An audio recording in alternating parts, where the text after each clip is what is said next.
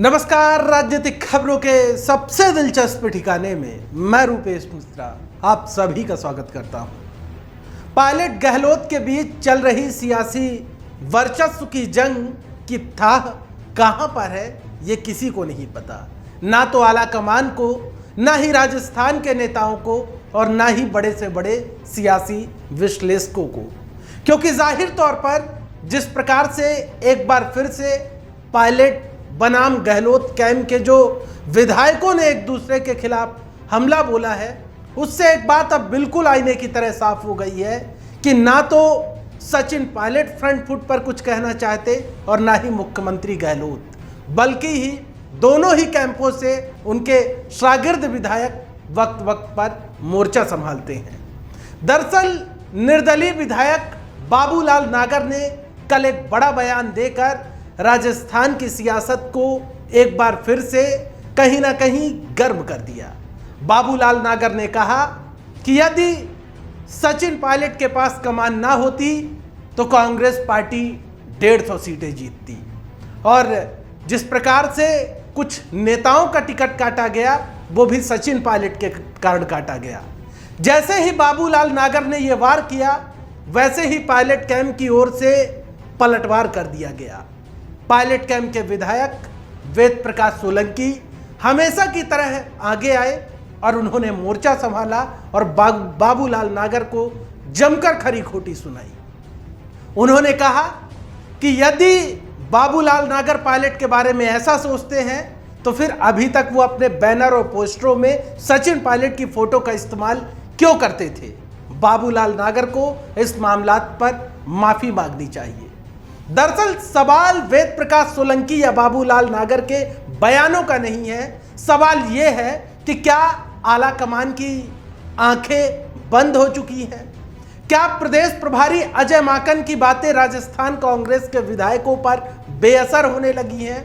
क्या प्रदेश कांग्रेस कमेटी के मुखिया गोविंद सिंह डोटासरा को यह सब नजर नहीं आता, या फिर गोविंद सिंह डोटासरा बेबस हो गए हैं, उनके हाथ में उनके बस में चीजें रही नहीं?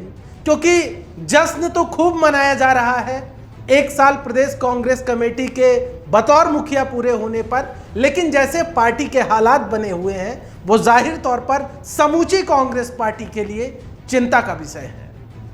वही दरअसल आज प्रदेश प्रभारी अजय माकन भी एकाएक सुर्खियों पर आ गए, और ये सुर्खियां उन्होंने ना दिल्ली ना राजस्थान बल्कि उन्होंने भोपाल में बटोरी।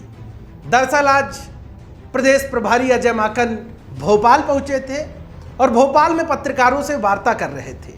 इसी दरमियान एक पत्रकार ने उनसे सवाल पूछा पायलट के सत्ता में भागीदारी की, जिस पर अजय माकन भड़क गए और उन्होंने पत्रकार से कहा कि सत्ता में भागीदारी को लेकर सचिन पायलट ने अभी तक किसी प्रकार की कोई शिकायत नहीं की है।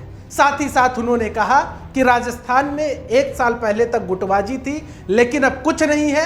राजस्थान की सरकार अच्छा काम कर रही है और वहां तमाम कांग्रेस पार्टी के नेता एक हैं, और ऐसा कौन सा राज्य बता दीजिए जहां पर भारतीय जनता पार्टी के नेताओं में गुटबाजी ना हो। यानी साफ है कि अजय माकन भी अब सचिन पायलट के मामलात पर कहीं ना कहीं मंद नजर आ रहे हैं। भले ही आला कमान की ओर से उन्हें कमेटी का सदस्य बना दिया गया हो, प्रदेश का प्रभारी बना दिया गया हो, लेकिन असल हकीकत यह है कि अजय माकन के भी हाथ में कोई भी चीजें नहीं है, क्योंकि यह फैसला अब प्रियंका गांधी, राहुल गांधी और सोनिया गांधी को ही करना है कि राजस्थान में आखिर किस प्रकार से पायलट और गहलोत के बीच सत्ता का संतुलन और समन्वय का रास्ता ईजाद किया जाएगा। लेकिन जिस प्रकार से विधायकों की आक्रामकता देखी जा रही है, उससे यह बात बिल्कुल साफ है कि राजस्थान में स्थितियां बिल्कुल भी सामान्य नहीं है, और पायलट कैंप को आला कमान के फैसले का बेसब्री से इंतजार है, क्योंकि राजनीतिक नियुक्तियां और मंत्रिमंडल विस्तार में लगातार पेच फंसा हुआ है। मंत्रिमंडल विस्तार कब होगा, इसको लेकर लगातार दिल्ली दरबार पर निगाहें टिकी हुई है।